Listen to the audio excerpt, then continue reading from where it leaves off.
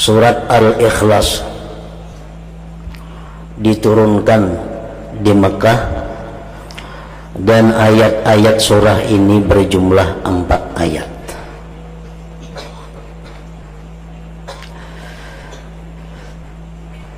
Dinamakan surat ini surat Al-Ikhlas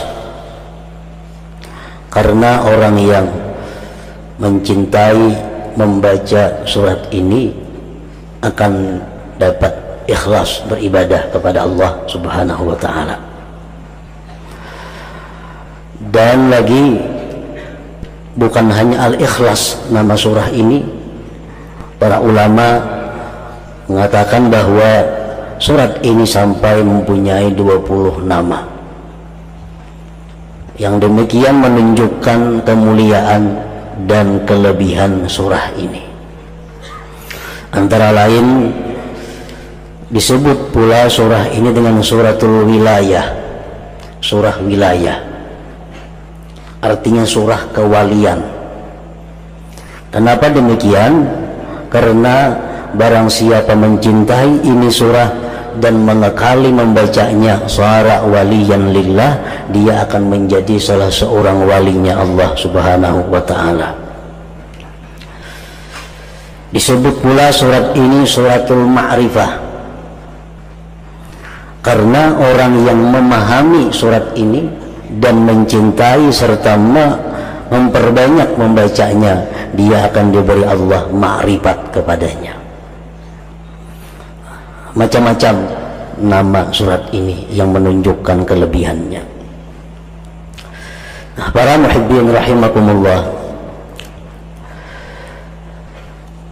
sangatlah banyak hadis-hadis dari Rasulullah sallallahu alaihi wasallam yang menggemarkan kita untuk membaca surat ini.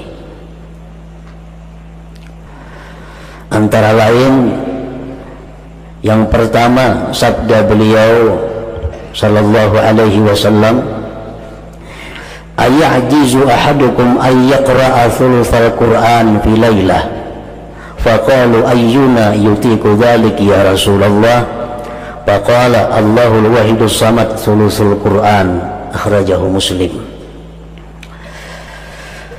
Sabda Rasulullah sallallahu alaihi wasallam, adakah tidak mampu salah seorang kalian membaca sepertiga Al-Quran pada malam hari? Ujar Nabi, mampulah ikam wahai sahabatku membaca sepertiga Al-Quran di malam hari. Ujar para sahabat, siapa nangkawa demikian wahai Rasulullah, kami kada sanggup. Rasulullah bersabda lagi, surat Qul huwallahu ahad ini adalah sepertiga Al-Quran. Artinya orang yang membaca satu kali suratul Ikhlas ini, dia sama dengan orang yang membaca sepertiga Al-Quran pahalanya. Dalam arti pahala pokok.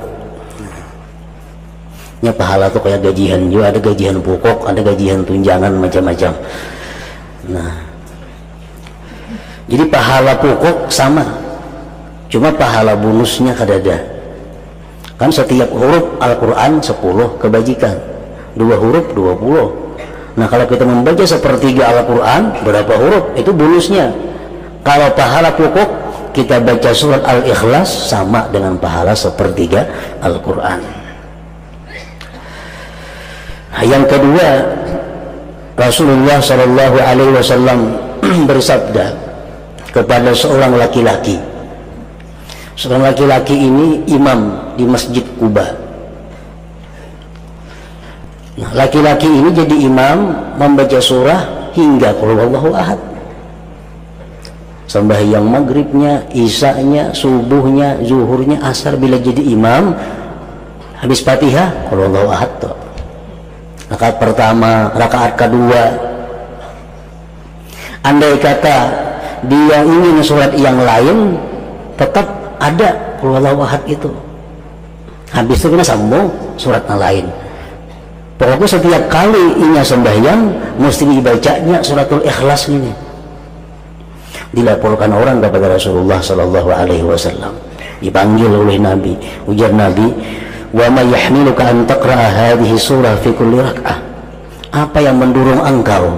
Apa yang mendorong engkau membaca surat ini tiap-tiap rakaat? Faqala ya Rasulullah inni uhibbuha. Wahai Rasul, ulun katuju lawan itu surat. Ulun suka. Faqala Rasulullah sallallahu alaihi wasallam inna hubbaha adkhalakal jannah. Bahwa kecintaan engkau kepada surah Qul huwallahu ahad itu memasukkan engkau ke dalam surga. Rawahu Tirmidzi.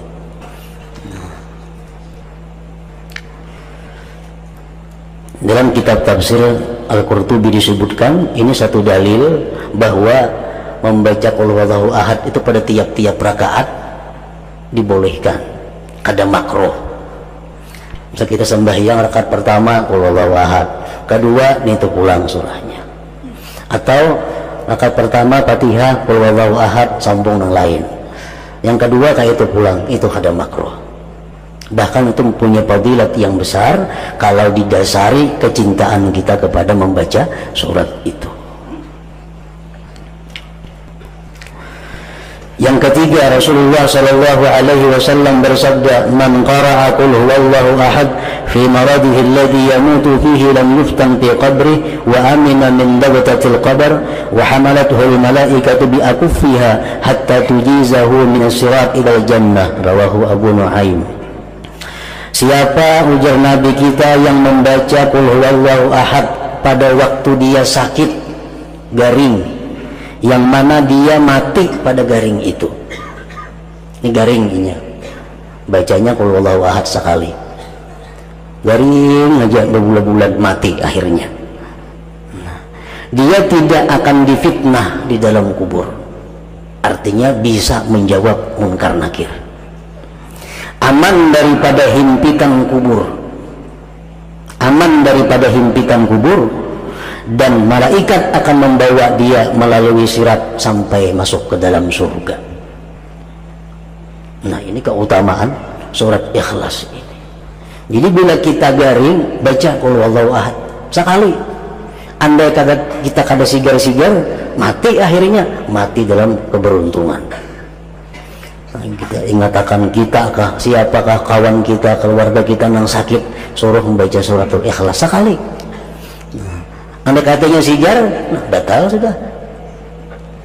Karena menggaring baca bahasa pulang. Nah, garing nanginya mati pada garing itu. Imaradihil ladzi yamut. Yang keempat, Rasulullah SAW bersabda setelah beliau didatangi seorang laki-laki yang mengeluhkan kepada Rasulullah tentang kesempitan hidup, kefakiran. Ulun wahai Rasulullah, hidup ini fakir, rezeki sempit. Apa Rasulullah menjawab? Ujar Nabi, "Idza dakhalta baitak fasallim in kana fihi ahad wa in lam yakun fihi ahad fasallim ala nafsik wa qra qul huwallahu ahad marratan wahidah." Bila engkau masuk rumah, ujar Nabi, di rumah itu ada orang, baca assalamualaikum sekali, assalamualaikum, sambung lawan Qul huwallahu ahad. Kalau di rumah itu kalau ada orangnya, kita masuk rumah kita, assalamualaikum wa ala ibadillahi sholihin, sambung Qul huwallahu ahad sekali. Nah, baca itu ujar Nabi lawan laki-laki tadi. Papa alar rajul, maka si rajul tadi, laki-laki tadi mengamalkan petunjuk Nabi tadi. Masuk ke rumah, bila ada orangnya assalamualaikum, bacanya suratul Ikhlas. Bila kada ada orang, assalamualaikum wa ala ibadillahi sholihin, bacanya suratul Ikhlas sekali. Fa'adarallahu alaihi rizqa hatta afada ala jirani. Allah melimpahkan rezeki kepada laki-laki tadi sampai dia bisa memberi kepada tetangga-tetangganya. Jadi suratul Ikhlas mempunyai manfaat, faidah baik dunia maupun akhirat.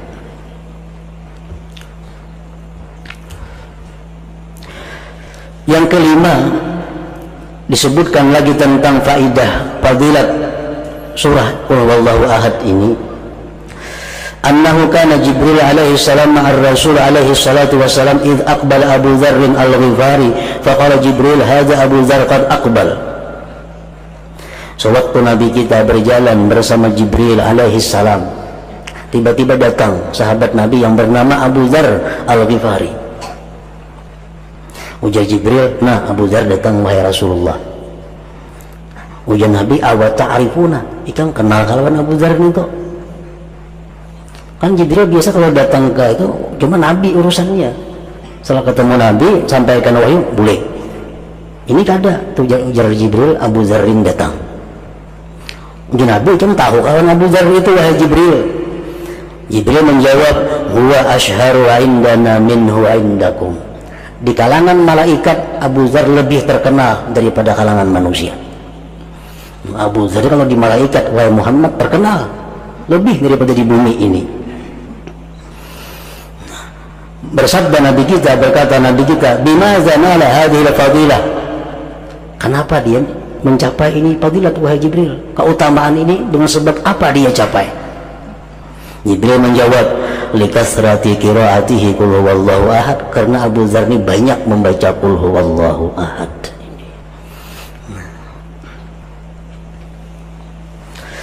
Yang keenam, fadilat daripada suratul Ikhlas.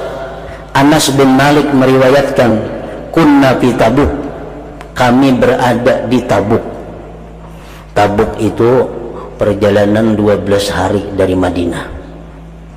Dihitung kilometer itu kurang lebih 560 kilometer dari Madinah.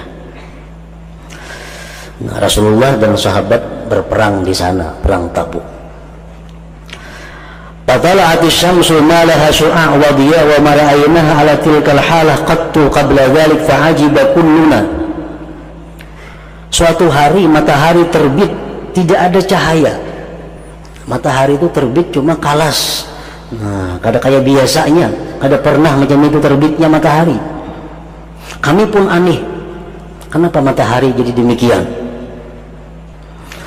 Fanazala Jibril wa qala inna Allah amara an yunazzala minal malaikat 70,000 malak fayusallu ala Muawiyah bin Muawiyah al-Laythi.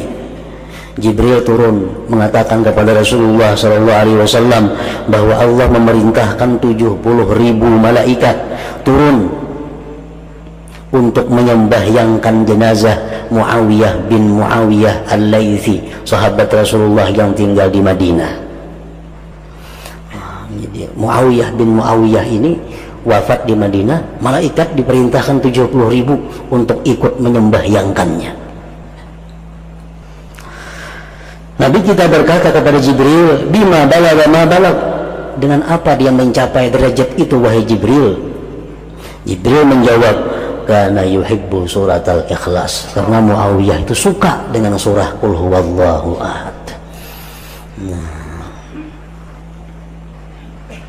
jadi mencintai surah qul huwallahu ahad, suka membaca surat qul huwallahu ahad. Ini akan menyelamatkan kita dunia dan akhirat dan membahagiakan